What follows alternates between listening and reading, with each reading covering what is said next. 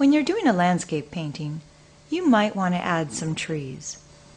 Instead of painting every detail, let's look at some ways that are more spontaneous and natural. Using the spattering technique and limiting it to areas can create some very effective trees. Using a number 8 round blend brush, I'm going to take some color and start to spatter.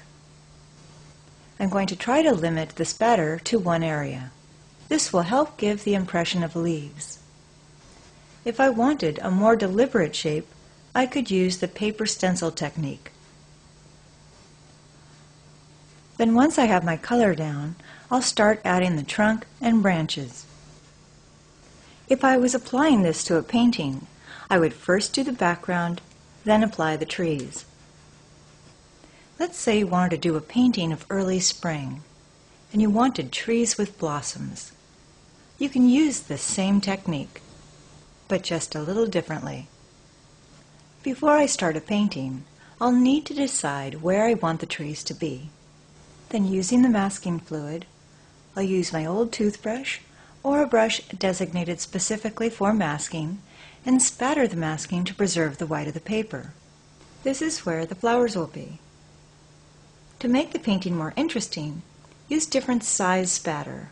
It'll help give the impression of depth. Then once you're satisfied with the amount of masking you've applied, let it dry. Once dry, you can apply the background and the rest of the painting. For smoother color transitions, wet the background first, then apply color. To give the impression of sky through the branches, place color on top of the tree. The masking will help preserve the details. Notice how I want to cover a wide area quickly. This is when I'll use my large number 30 natural hair brush. Using the wet and wet technique will allow the two colors to blend into each other. This will prevent any hard lines and build a foundation for my painting. If I wanted to be more detail-oriented, I can always do that later. At this stage, I need to allow this to completely dry. Once dry, I'll use different values of quinacridone magenta and start spattering color. For a finer spray and to give the impression of more detail, I'll use my toothbrush.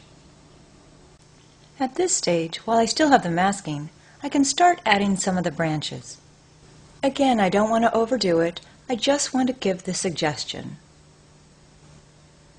Then I'll add the trunk. To give it more of a natural and organic effect, I'm going to hold my brush higher up the handle, so it's looser in my hand. I'll bring the brush stroke down into the grass.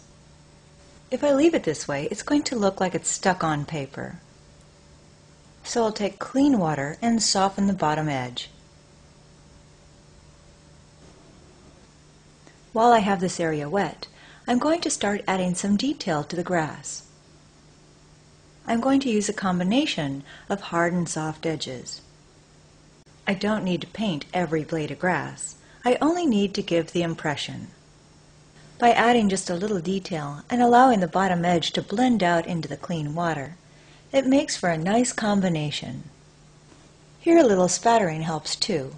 It breaks up the sameness and makes it more interesting. Then remember, you don't have to do everything at one time.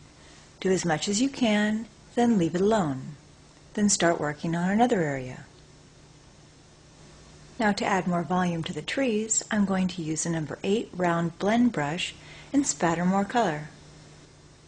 The droplets are going to be larger than the toothbrush, which will help to add more color. Then when I'm done, and before I remove the masking, I'll need to let this dry. Then using a rubber eraser or the tips of your fingers, start rubbing off the masking. Now you can see the white of the paper that's revealed underneath.